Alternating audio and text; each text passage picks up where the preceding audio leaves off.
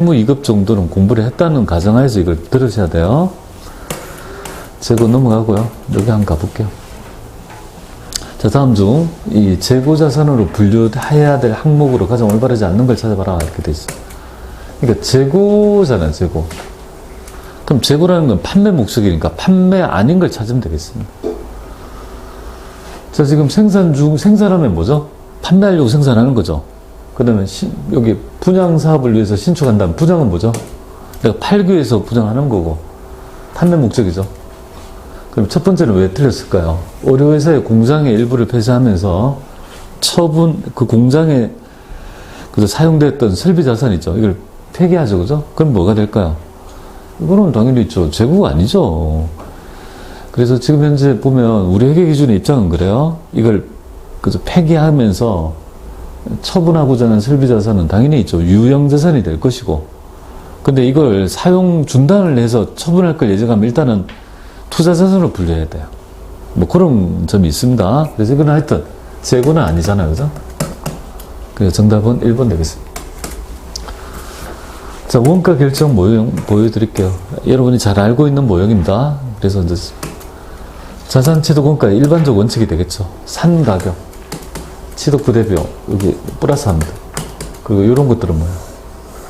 빼주죠, 그죠? 매입 할인, 이렇게. 세 개의 요소에 의해서 원가가 결정된다라고 보시면 되겠습니다. 그러면 여러분이 알아야 될 점이 바로 여기에 있죠. 취득 부대 비용에 대한 개념인데 뭐 매입 운임이랄지 관세 통관 비용 이런 거 있잖아요. 특히 취득록세랄지 매입 운임 이런 거 가장 대표적인 거 아닙니까? 이런 것들은 운반비, 세금금 이렇게 하면 안 된다고요.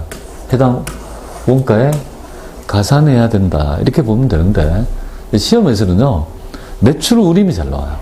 매입 운임과 매출 운임에 대한 회계 처리를 많이 내는데요. 그게 좀 헷갈리잖아요. 명확하게 잡아야 됩니다. 자, 예를 들어 볼게요. 자, 지금 여기 우리 회사는 한성이 되겠습니다. 여기 외국에서 뭡니까? 샵 들어오네, 세관에, 그죠? 그 세관에 들어왔다가 통관을 거쳐서 빠져가지고 우리 회사에 입고가 될 건데요. 그러면 여기에 세관에 들어가는 원재를 빼기 위해서는 뭐가 들어가냐면요. 관세를 주고 통관 비용이 빠지죠, 그죠? 통관, 요런 걸 주면은 요 세관에 요걸 물건을 뺄 수 있는 거잖아요. 빼서 이제 우리 회사로 가져가야 되잖아요. 이때 100원이 들어요. 요렇게 가져가죠. 그리고 원재를 가지고 막 물건을 만들어 다시 뭡니까? 이렇게 판다, 그죠? 이렇게 판매를 할 거다. 그럼 운반비를 전부 다 내가 다 우리 회사가 다 부담했다면 얘는 매입 운임이 되고 얘는 뭐예요? 매출 운임이 될 거 아닙니까? 어차피 돈이 100원 나갔지만 같이 만약에 100원 나갔잖아요. 하지만 회계처리는 달라진다. 왜 달라지냐면요. 활동에 따라 가지고 뭡니까? 원가를 결정해 줘야 되거든요. 얘는 어떤 활동이죠? 팔기 위한 활동. 매출 활동 아닙니까? 매출하기 위해서 이거 팔기 위해서 운반비를 준 거니까. 그럼 당연히 팔기 위한 비용이 발생하죠. 그게 뭐죠? 판관비 되겠습니다. 그러니까 이건 뭐죠? 매출 운임은 운반비 계정이 된다라고 보시면 되겠고요. 그에 비해서 매입 운임은요. 판매 활동이 아니죠. 취득 활동 아닙니까? 매입 활동. 그러니까 취득 원가에 가산한다. 아시겠죠? 큰 차이점이 있습니다. 꼭 두 개를 구분할 줄 알아야지 정확한 답을 우리가 알 수 있는 거예요. 자, 그러면 여기에 있는 매입 할인 한번 볼게요. 매입 할인은 취득 원가에서 뺀다는 거 아니겠습니까? 빼진다, 그죠? 그럼 매입 할인은 도대체 뭐냐, 이거죠? 매입 환출 및 애누리, 이런 건 빼진다는 거 아니에요? 그래서 요거는 우리도 거래할 때, 물건을 사고 팔 때 반품하고 애누리 같은 거 있잖아요. 이런 게 발생하면 어떻게 회계 처리할 거냐. 그래서 이런 것들은 뭐예요? 얘는 나중에 매출액에서 빼고 얘는요, 매입액에서 빼겠다, 이 말이잖아요, 그죠? 그 요거는 주문 시점에 발생하는 거고, 얘는 할인은 뭐예요? 할인은 항상 돈과 관계돼요. 그죠? 돈과 관계된 거죠. 그래서 이 결제 시점에 내가 수금을 빨리 해주고 DC를 받으면 매입 할인이고 수금을 빨리 받고 내가 좀 깎아주면 매출 할인이 되는 거 아니겠습니까? 그래서 결론은 그러면 이걸 어떻게 할 거냐의 얘기인데요. 이런 매출 글에서 나타난 매입 환출 및 애누리, 매입 할인 이런 것들은 어떻게 할 거냐 했을 때 회계기준에서 이렇게 하래요. 네가 총 매입한 게 100만이라 하면 이런 것들은 빼주래요. 매입할인. 그래서 요 금액을 뭡니까? 실제 손익계산서에 매입액으로 봐라 라고 규정합니다. 그러니까 원가를 요렇게 봐라 이거잖아요. 그러니까 여기서 보면 요거잖아요. 여기 보면 자산의 원가에 재고의 원가는 부대비용은 가산하지만 이런 것들은 뺀 나머지를 가지고 뭡니까? 원가를 결정한다는 것이고, 그 다음에 여러분이 이제 좀 정확히 좀 말씀을 드리면 나중에 이제 상품 같은 거에 대한 변동이 있잖아요. 기초가 있고 100만 원 있고 여기에 여기 매입액은 순매입액인 거예요. 그죠? 순매입액은 어떤 의미냐면요. 총 매입액에서 매입 할인이랄지 이런 것들을 뺀 나머지를 의미합니다. 그러니까 여기 총 매입액이 아니에요. 여기 항상 그럼 요거 90이다. 이렇게 되면요. 상고에 있는 건 100만 원이다. 그죠? 팔린 거는 매출 원가고요. 안 팔린 거는요. 기말 재고를 구성하는 거 아니겠습니까? 그때 매출 여기 20만 원이라 하면 여기 80만 원 되는 거 아니에요. 그러니까 80만 원을 기준으로 하는 게 바로 순매입액 개념이라고 생각하시면 되겠습니다. 그래서 항상 매출 원가를 뽑을 때는요. 만약에 이런 정보가 있다면 총 매입액으로 접근하면 안 되고요. 순매입액으로, 그러니까 총 매입액에서 이런 매입 한출매 우리가 있다고 하면 빠진 나머지 금액 있죠. 요걸 가지고 한다. 그러면 매입 할인 등은 어떻게 합니까? 매입액에 차감하게 돼 있잖아요. 그죠? 원가에서 뺀다. 그러면 대응하는 여기 매출 할인은요. 모형을 동일하게 적용해 줘야 되니까 반대로 뭐예요? 매출액에 차감합니다. 매입액에 차감해 주니까 매출액에 차감해 줘야 되지. 그러면 만약에 총 매출액이 얘가 100만 원이라면 이런 할인이 13만 5천 원 있다면 뺀 나머지 요 부분이 뭐예요? 우리 손익계산서의 첫 번째 노마차 1에 매출액이 나오잖아요. 그때 매출액의 의미는요. 총 매출액이 아니고 뭐예요? 바로 순매출액이다. 그러면 여러분들이 이제 모형이 좀 간명해진 이유가 없나 뒤에? 어차피 어떻게 돼요? 매출액에 보시면 이 매출액도 순매출액의 개념이고 매출 원가를 뽑을 때 뭡니까? 뽑을 때 기준이 되는 것도 뭐예요? 순매입액의 기준이라는 말이잖아요. 그럼 총 매출액은요? 매출 할인 이런 거 앞에 매출자를 붙잖아요. 이건 뺀 나머지. 요 순매입액은요? 총 매입액에서 매입 앞에 붙잖아요. 그러니까 뺀 나머지. 그러니까 수밀관하게 동일하게 적용하니까 어렵지 않게 할 수 있다. 이렇게 보시면 돼요. 그러면 요거 가지고 한번 보도록 할까요? 여기 좀 최근에 나왔던 것 중에서 자동차 부품을 영위하고 있는 3일은 단기 중 원자재를 후불하는 조건으로 수입. 지금 원자재를 후불하는 조건으로 수입했네요. 과정에서 다음과 같은 원가가 발생하고 동매입 거래에 의해서 재무상태표상에 증가하게 될 재고는 얼마냐. 여기 뭐 외화가 나왔네요. 외화가 나와도 돼요. 어차피 여기는 총에서 매입 할인이 나오잖아요. 매입 할인 어떻게 하라고요? 빼주면 돼. 그럼 빼주면 이렇게 딱 네팅하면 USD가 얼마예요? 그죠? 880불. 그죠? 이렇게 될 거 아니에요?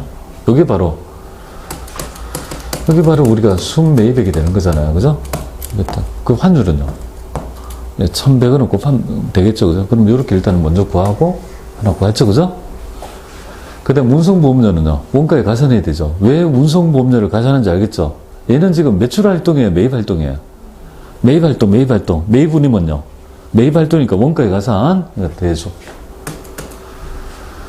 그 다음에 재고자산의 매입관리부서 인원의 매입기간 인건비는요? 어쩌라는 거냐. 안불낭국이다. 그죠? 별로 안 궁금하다. 그죠? 전혀 원가와 좀 관계없다. 그러니까 요거랑 두 개를 합하게 되면요. 148점. 답은 2번이 되겠습니다. 이거 하나 알아두시고, 이 문제는 뭐죠? 매입 할인을 뺄 수 있냐? 그 다음에 운송보험료, 매입운임이 원가에 가산되는 걸 아느냐? 그죠? 그럼 여기서 이제 확정하면 매출운임이 나오면 그건 아니다. 그죠? 매출운임은 여기에 있죠. 재고자산의 금액과 관계없는 거 아닙니까? 그런 정도로 구분하실 수 있어야 될 것 같아요. 자, 그 다음에 여러분들은 우리 손익계산서에 있죠. 매출원가와 매출액에서 매출원가를 뺀 있죠. 요거에 대한 비율을 가지고 요걸 좀 이해를 해야 돼요. 매출 총 이익률은 꼭 알아야 됩니다. 그러니까 매출 총 이익률은 딴 게 아니고 요 매출 총이익이 차지하는 매출액이 차지하는 비율이죠. 얘가 1이니까 뭐야? 얘는 0.2가 되잖아요. 이건 매출 원가율은요. 0.8이죠. 그죠? 그러니까 여기에 보면 여기를 1하면 매출 원가율은 0.8, 매출 총익은 20% 이렇게 가는 거지. 매출액에 차지한 매출 총익의 비율이죠. 요 지표는 알아야 되겠죠. 나중에 광범위하게 있죠. 매출 총이익률을 주고 매출 원가를 뽑아내는 그런 문제를 많이 물어봐요. 그걸 알아야지 나중에 문제를 해결할 수 있거든요.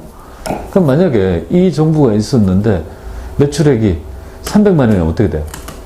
그럼 매출 원가는 얼마일까요?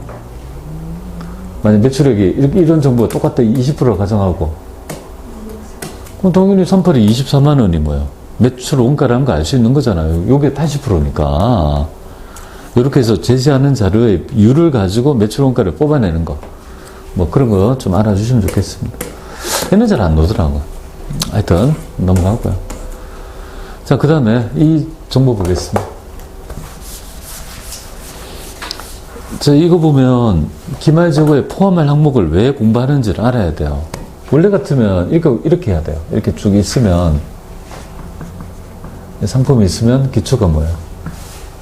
10만 원 있어요. 그럼 단계 매입한 있죠. 순매입액이 몇 번에 걸쳐가지고 거래가 있을 거 아니에요. 그럼 뭐 90만 뭐 20만 원도 있고 30만 원도 있고 40만 원도 있다. 그래서 순매입은 90이다 가정할게요. 그러면 이게 뭐 100만 원 되는 거 아니에요. 그럼 이거 해서 팔린 거랑 안 팔린 거 있죠. 매출 원가하고 기말재고를 이제 배분해 줘야 되는 거 아니에요. 이 원가를 이렇게 배분해 줘야지 손익계산서 뭔가 만들고 재무상태표에 기말재고를 구성해서 손익계산서도 만들어지고 재무상태표도 만들어질 거 아니에요. 이걸 해야 된다고 배분을. 근데 이제 중요한 점은 원래 있죠. 원래 개념이라면 뭐부터 하게 됩니까? 팔려나갔다. 그 매출액에 대응하는 희생이 있죠. 네가 산 가격이 나갈 거니까 그걸 대응해서 매출원가를 빼면 되죠. 비용화 시키면 되는 거 아니에요. 그럼 원래는 이렇게 가야 돼요. 이렇게 가야 돼요. 얘를 구해가지고 이렇게 가야 돼. 근데 현실적으로 그렇게 못해요. 왜냐하면 우리 회사의 상품이 단순하면 모르지만 제품의 종류가 많고 단가가 뭐야? 되게 상이하면요. 시스템이 안 돼 있다면 딱 팔았을 때 얼마 주고 샀는지를 잘 몰라요. 그걸 가장 잘 알 수 있는 데는 편의점 같은 데 가면 들어올 때 바코드 찍고 나갈 때 바코드 찍으면 들어오고 나가고 할 수 있지만 그런 시스템이 안 돼 있는 회사라면요. 당연히 있죠. 매출액은 알지만 매입액은 모르죠. 막 섞여져 있으니까. 그러니까 뺄 수가 없는 거예요. 그래서 있죠. 우리 회계 기준에서 이런 문제 때문에 어떻게 합니까? 역산하죠. 전산도 다 그렇게 돼 있잖아요. 어떻게 합니까? 이거 안 되고 1순위는 뭐죠? 얘를 먼저 측정해서 매출원가를 안 하고 뭐 기말에 뭡니까? 얘가 20만이 정해지면 뭐예요? 부차적으로 자동적으로 뭡니까? 이 80만 원이 정해지는 이런 형태로 있죠. 우리 매출원가를 구하게 됩니다. 그래서 이제 그런 시스템이 전부 다 전산에 다 먹어져 있는 거잖아요. 그죠? 그러면, 그죠? 결론적으로 뭐가 중요하냐면, 기말 재고 금액에 따라 가지고 매출원가를 구하게 되는데, 우리가 구하려는 건 매출원가 맞아요. 매출원가 정말 중요한 정보인데, 기말 재고를 구해가지고, 얘가 나오니까 얘가 얼마인지에 따라 부차적으로 매출원가가 구해지는 거죠. 그럼 기말 재고에 있죠. 넣을까 말까는 되게 중요한 정보가 되죠. 그래서 뭡니까?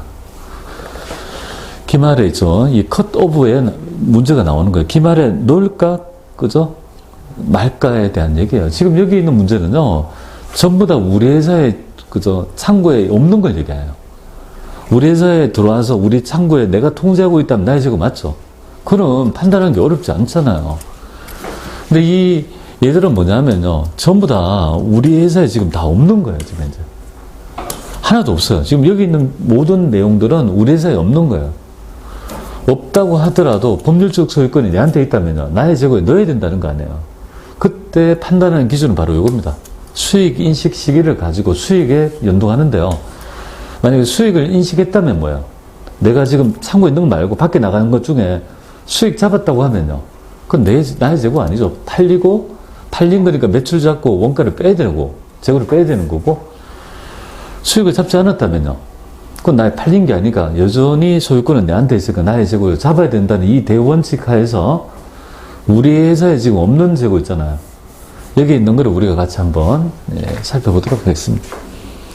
자, 첫 번째가 이제 미착품입니다. 여러분들은 그냥 쉽게 푹 넘어갈 수 있지만 수입하는 회사는 미착의 계상 시기가 정말 중요한 정보가 됩니다. 미착을 언제 계상할 거냐 되게 중요한데요. 이거에 대한 거리는 일단은 전제가 우리 회사에 지금 없다는 거 아니에요. 그럼 어디 있냐 이거죠. 미착품 도착하지 않았다 이거죠. 운송기간이 좀 많이 걸리는 그런 어떤 물건에 대해서 나오고 이걸 한번 가볼게요. 이거 볼게요. 지금 현재 수출자가 여기 있고요. 수입자가 우리 회사 한성이라 가정할게요. 여기 선적하죠. 선적해서 운송 중 요렇게 해서 도착할 거예요. 도착. 목적지가 여기에서 도착 이렇게 할 거예요. 근데 하필 뭐예요? 지금 현재 시점이 언제죠? 연도 말이죠. 태평양 한가운데에 지금 어떻게 됩니까? 운송 중에 있는 거잖아요. 그럼 여기에 들어있는 요거 있잖아요. 요거 소유권이 누구냐 이거잖아요. 여기 거리가 되죠. 도착하지 않는 이 물건의 소유권이 만약에 우리 회사라면 뭐예요? 기말주고에 넣어야 될 거고 우리 회사가 아니라면요. 넣지 않아야 되는 거 아닙니까? 그걸 판단해야지만이 뭐야? 정확한 매출 원가를 뽑아낼 수 있다는 결론에 이르게 되는 거죠. 그래서 그러면 이거는 어떻게 합니까? 그거는 계약 조건에 따라 달라집니다. 그래서 계약 조건은 선적 진도 조건하고요. 도착 진도 조건 이렇게 두 가지가 있습니다. 선적 진도 조건, 도착 이렇게 두 개가 있습니다. 그래서 여러분들은 이 수출입에 관한 있죠. 이 거래 조건을 정형화한 있죠. 조건이 인코텀즈 2020이라고 혹시 아시는 분 있나요? 인코텀즈? 모르면 넘어가고 일단 ICC에서 국가 간의 무역 거래를 정형화해 가지고 비용의 분담을 어디까지 하고 이전은 어떻게 하는지 있죠. 정한 규약이 있습니다. 그게 지금 11개의 조건이 있거든요. 그 중에 이제 선적 진도 조건은 지금 8개, 도착지는 D 조건인데 3개 뭐 이렇게 있어요. 그건 몰라도 되고 일단 선적 진도 조건이라는 게 뭘까요? 선적하는 순간 뭐예요? 선적은 여기서 하죠. 그 운송은 지금 여기 있으니까 선적하는 순간 매입자의 재고로 보는 계약. 도착 진도 조건은요. 도착해야 내 거가 되는 조약. 그러면 지금 현재 계약 조건에 따라 뭐예요? 지금 여기 있는 요 물건이 운송 중이라면 그죠? 만약 선적 진도 조건이라면 선적을 했으니까 움직였을 거 아니에요. 그죠? 선적 진조건을 계약했다면 선적 진조건에 계약 중인 운송 중인 요 재고는 나의 재고에 매입자의 재고에 포함. 만약 도착 진조조건으로 계약했다면요. 아직 도착 안 하니까 나의 재고에 불포함해야 되죠. 그럼 매입자를 입장으로 기준하면 이렇게 생각하면 돼요. 선적하는 순간 나의 재고. 매입자 입장에서는. 도착해야 내 거. 이렇게 봅니다. 도착 안 했죠. 그죠? 그렇게 판단해서 나의 재고에 넣을까 말까를 판단하시면 될 것 같습니다. 첫 번째 개념이고요. 그리고 수입하는 회사라면요, 관심을 가져야 될 부분이죠. 되게 중요한 이 얘기가 됩니다. 제가 지금 설정 얘기했지만 수입하는 회사는 이게 다라고 해도 과언이 아닙니다. 자, 그 다음에 여러분이 알고 있는 사보고죠. 사용해보고 마음에 들면서 하는 형태가 시송판매, 시용판매를 하죠. 시송품 이렇게 됩니다. 그래서 연말에 있죠. 10명한테 사용자한테 우리 회사에 물건이 나가 있습니다. 우리 회사 산 거 없어요. 전화해요. 그래서 살 거요 하니까 7명 사겠대요. 오케이. 매출 잡고 원가 빼요. 3명은 안 사겠대요. 그럼 그거는 우리 회사에 지금 재고에 창고에 없지만 그건 누구 거예요? 팔린 게 아니니까 나의 재고에 포함시킵니다. 그래서 매입 의사를 표시하지 않았다면 판매자의 재고에 포함해서 매출 원가를 뽑아야 된다. 이 말이죠. 그 다음에 뭐 시험에 영원한 거죠. 적송 판매, 적송품, 위탁 판매가 되겠습니다. 위탁 판매는 뭐냐면 이 판매를 위탁하는 거죠. 그럼 판매를 위탁하는 사람은 위탁자, 물건을 받아 파는 사람은 수탁자 이렇게 되죠.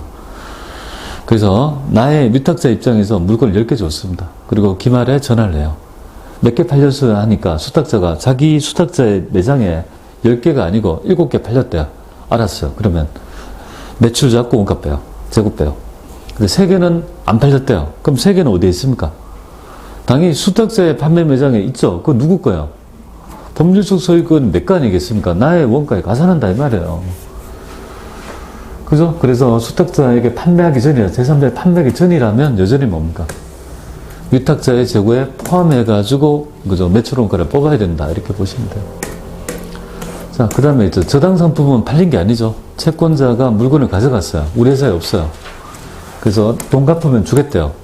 그럼 지금 현재 우리 회사에 창고에 없지만 채권자의 있죠. 집에 가보면 나의 물건이 거기에 저당 잡혀가지고 있죠. 그거 누구 거예요? 당연히 나의 재고니까 무조건 나의 재고에 포함한다는 것이고, 할부 판매 상품은요. 예, 판매 형태 중에서 물건 주고 돈을 나눠 받는 형태인데 1년 내라면 단기, 1년을 초과하면 장기가 돼요. 근데 회계 기준에서는요, 장단기 불문해요. 그래서 인도 기준으로 수익을 인식해요. 인도란 말은 물건을 줬기 때문에, 그죠? 돈을 받아야 되는 거 아닙니까? 그러니까 단기든 장기든, 즉, 돈의 대가에 관계없이 무조건 뭐예요? 물건을 인도하는 순간 수익 잡기 때문에 얘는요, 무조건 뭐예요? 재고에서, 마이너스에서 나의 재고가 아니라는 점을 말씀드립니다. 그죠? 돈의 대가하고 관계없습니다. 그리고 이제 시험에서는요, 얘가 나와요. 우리, 그죠? 여기 뒤쪽에 나올 건데요. 반품률이 높은 재고 자산 있죠? 여기 이제 시험에 뒤쪽에 하나 문제가, 공개 기출 문제가 있습니다. 요거는 이제 좀 미리 좀 말씀을 드릴게요. 이 반품률이 높은 재고란 말은 팔고 반품이 될 수 있는 재고죠. 반품 불가능 조건부 있죠. 여러분 길 가다 보시면 그 매대에 5만원, 3만원 현금가 반품 안 됩니다. 이 말은 뭐예요? 내가 사는 순간 반품이 안 되니까 그걸 수익 잡아도 문제가 없지만 언제든지 반품이 된다는 건 미래에 그저 비용이 발생할 수 있는 거잖아요. 그래서 수익을 잡는 원칙 중에서 수익 잡으려면 그에 대응하는 원가도 합리적으로 대응해서 같이 잡아야지만이 측정할 수 있을 때 수익 잡거든요. 그러면 한번 볼게요. 여기 시험에 나오니까 반품이 얼마 될지 내가 안 돼요. 경험적으로. 그럼 충당부채 있죠. 충당부채. 미래 비용을 충당부채로 딱 대응해서 수익과 대응하니까 수익을 잡을 수 있는 거예요. 그러니까 합리적으로 추정이 되면 수익 잡아요. 수익 잡아요. 그러니까 재고를 제외하는 것이고, 반품률이 얼마가 되는지 모르는 거예요. 앞으로 추정치고. 그러면 요 수익에 관련된 원가를 합리적으로 모르니까 수익 못 잡게 하거든요. 그래서 추정이 불가능하다면 뭐예요? 수익을 어떻게 한다고요? 수익을 못 찾게 해요. 수익을 안 잡았다는 말은 뭐예요? 나의 재고에 포함시킨다 이 말이잖아요. 아직 팔릴, 그죠? 수익. 요걸 좀 알아주시면 되겠어. 알겠죠? 시험 문제 여기 나오니까 대응하는 원가를 잡을 수 있다면 충당부채 잡고 수익 잡으면 나의 재고 아니지만 충당 금액을 합리적으로 모르면 뭐예요? 불가능하면 수익 안 잡습니다. 그러니까 나의 재고에 포함한다. 이렇게 생각하시면 되겠어요. 자, 쉬었다가 그 다음 주제 보겠습니다.